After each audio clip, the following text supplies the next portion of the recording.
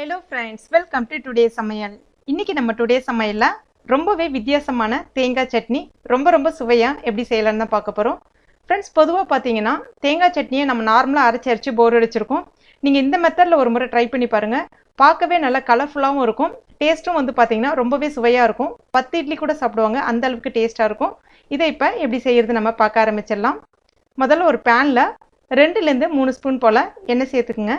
எண்ணெய் நல்லா காஞ்ச பிறகு 1 ஸ்பூன் போல உளுந்தம்பருப்பு 5 ல இருந்து 6 வரமிளகாய் கூட சேர்த்துக்கலாம் காரத்துக்கு ஏத்தவாறு.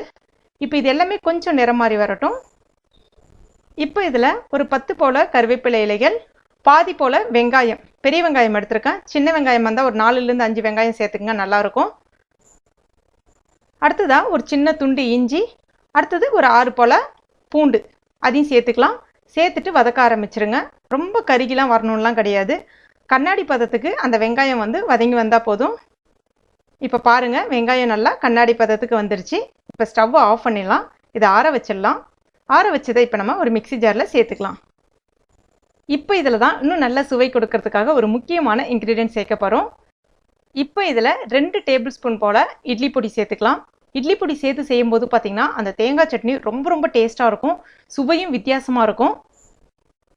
அடுத்ததா ஒரு 3 கொட்டைப்பாக்கு சைஸில் வந்து புளி, அதுக்கப்புறமா தேவையான அளவுக்கு உப்பு, அதுக்கப்புறம் துருகி வச்சிருக்க தேங்காய் துருகல் வந்து சேர்த்துக்கலாம். ஒரு 3 டேபிள் ஸ்பூன் போல் வரும் இந்த தேங்காய் துருகல், அதையும் இது கூட சேர்த்துடலாம். சேர்த்துட்டு தண்ணிலாம் எதுவும் அதிகமாக சேர்க்காதீங்க, கொஞ்சம் திக்காக அரைச்சிக்கங்க, அப்போ தான் நல்லாயிருக்கும். இது கொஞ்சமாக தேவைக்கேற்ப தண்ணி சேர்த்துட்டு இதை வந்து அரைச்சிக்க வேண்டியதான்.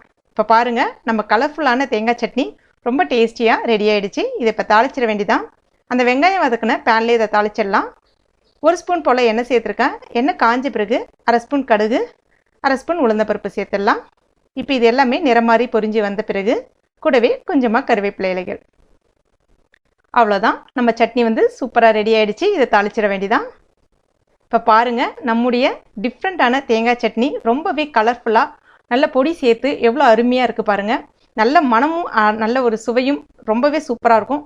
ஃப்ரெண்ட்ஸ், கண்டிப்பாக நீங்கள் ட்ரை பண்ணி பாருங்கள். ட்ரை பண்ணி பார்த்துட்டு மறக்காமல் எனக்கு கமெண்ட் பண்ணுங்கள். இந்த வீடியோ பிடிச்சிருந்துச்சுன்னா லைக் பண்ணுங்கள், ஷேர் பண்ணுங்கள். மேலும் இது போன்ற டேஸ்டி ரெசிபிகளுக்கு நம்ம டுடே சமையல் இது வரைக்கும் நீங்கள் சப்ஸ்கிரைப் பண்ணாத நண்பர்கள் இருந்தீங்கன்னா உடனே சப்ஸ்கிரைப் பண்ணிங்க. கூடவே மறக்காமல் அந்த பெல் நோட்டிஃபிகேஷன் சிம்பிளையும் ப்ரெஸ் பண்ணிங்க. தேங்க்யூ.